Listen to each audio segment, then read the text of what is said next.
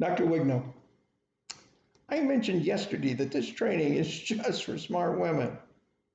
Better said is that smart women seem to use these skills naturally. But what we cover here is universal in great outcomes for anyone that can step up and use it. All right, our material for the day.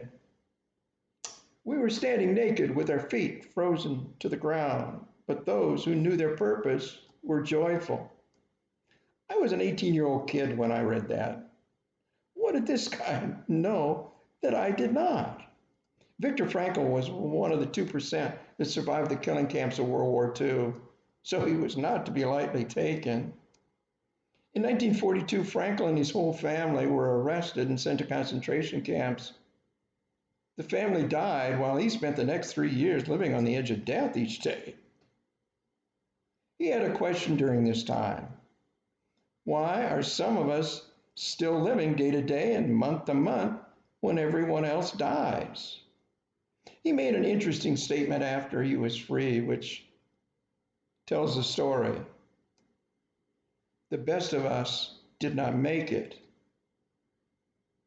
What he later wrote in his famous book, Man's Search for Meaning, was that those that had a reason to live survived, and those that did not died.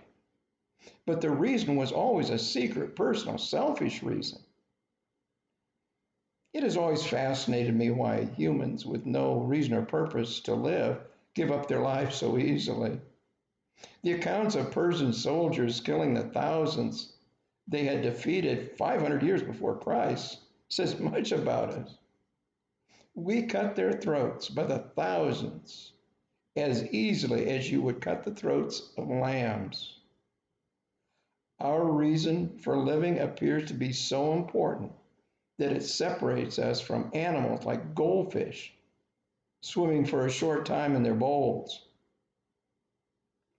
It seems like we cannot live a real human life unless we take the time to decide what is personally and selfishly important enough for us to live for.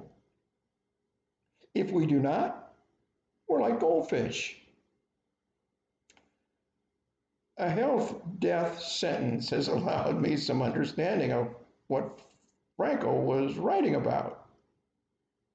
The interesting thing about a purpose for living is that it is selfish.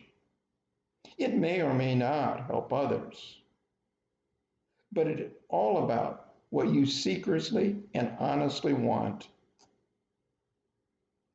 Maybe it's time to make up your perfect life.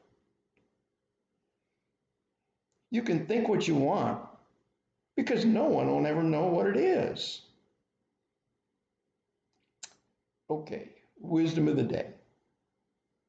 The two most important days of your life are the day you were born and the day you find out why. Mark Twain. I do hope you make great decisions and be kind to your fellow traveler.